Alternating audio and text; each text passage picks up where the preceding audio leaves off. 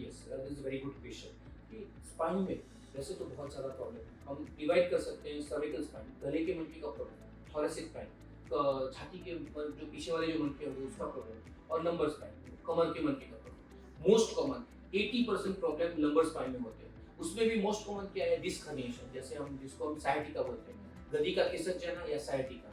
दूसरा मनके में तिराड़ हो सकती है, हम उसको स्पॉन्डाइलोलिस्थेसिस या लाइसिस बोलते हैं, वहाँ जहाँ एक हड्डी दूसरी हड्डी पे सरकती है, उसकी वजह से हमारी नसें खींचती है। तीसरा हो सकता है कि इन्फेक्शन, तो उसके ट्यूबरकुलोसिस, हम इंडिया में है तो most common cause of spine infection is tuberculosis.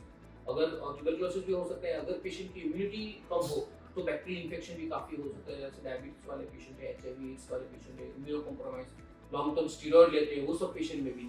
तीसरा प्रॉब्लम, चौथा प्रॉब्लम कंजेनिटल मालफॉर्मेशन, जहाँ I think doctor Shailendra he can very well narrate that congenital problem, but वो भी एक प्रॉब्लम है। चौथा ट्रॉमा हो सकता है, कोई गिर गए हाइट पे और स्पाइन में फ्रैक्चर हो गया, दोनों हाथ पे या पैर काम नहीं कर रहे हैं, हाथ पैर दोनों काम नहीं कर रहे हैं। सेम प्रॉब्लम थोरेसिक स्पाइन में भी हो सकता है, पीछे वाले स्नायु हम लिगामेंटम फ्लेम बोलते हैं, वो थिक होने की वजह से नस पे कंप्रेस करने का हो सकता है, दोनों पैर में झुंझुनाहट होती है, पेशेंट चल नहीं पाते हैं, बैलेंस नहीं रहता है, वॉकिंग इंस्टेबिलिटी होती है, ये सब प्रॉब्लम थोरेसिक वजह से होता है।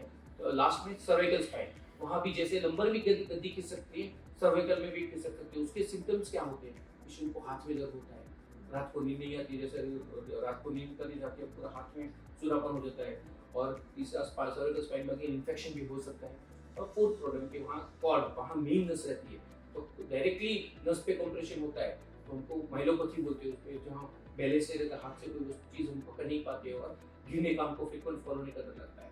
और लास्ट में होता है, अगर ओल्ड एज में जाए तो ऑस्टियोपोरोसिस बोलते हैं, तो हमारी हड्डी बहुत ज़्यादा सॉफ्ट हो जाती है, माइनर फॉल, काफ़ी बार तो फॉल भी नहीं होता है और पेशेंट फ्रैक्चर हो जाता है। तो that is a very biggest problem in old age population. Rest of the pathology आपका क्या बोलना है doctor Shailendra? There are lot of neurological pathology और न्यूरोलॉजिकल पैथोलॉजी आल्सो। बिल्कुल बिल्कुल सही बता रहे हैं डॉक्टर। बेसिकली क्या होता है कि जब हाथ पैर में पैरालिसिस होता है तो लोग सोचते हैं कि स्पाइन का प्रॉब्लम है, लेकिन हाथ पैर का पैरालिसिस ब्रेन की वजह से हो सकता है, सर्वाइको वर्टेब्रल जंक्शन पे हो सकता है, और पेरिफेरल नर्व की वजह से भी हो सकता है।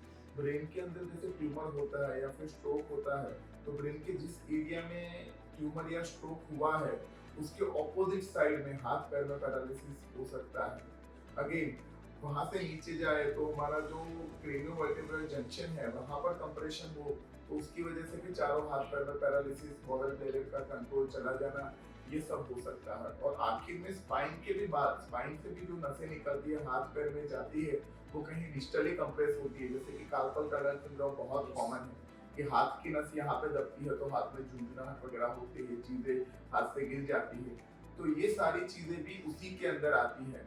तो यही इम्पोर्टेंट है कि आप अगर उस हॉस्पिटल में जाओगे, यहाँ पर न्यूरोसर्जन और स्पाइन सर्जन दोनों बैठते हैं, तो आपका पूरा टोटल डायग्नोसिस हो जाएगा, मिसडायग्नोसिस होने के चांसेस बहुत कम है। So entire neuro system, nervous system बोलते हैं कि ब्रेन से लेके स्पाइन तक, और स्मॉल स्मॉल नर्व, इवन चेतातंतु बोलते हैं, नर्व्स बोलते हैं, उसका पूरा स्क्रीनिंग हो सकता है when orthopaedic spine surgeon and neuro spine surgeon can do practice together.